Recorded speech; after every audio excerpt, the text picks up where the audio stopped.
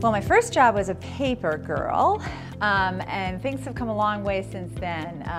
But my first official job in the professional world after college was with Otis Elevator Company. I was account executive, and I was responsible for selling the new elevator maintenance contracts, so the preventative maintenance contracts, and then any other upgrades to elevators and escalators. What I learned in that first job is you really have to put yourself in your client's shoes, and that you really have to live in their world.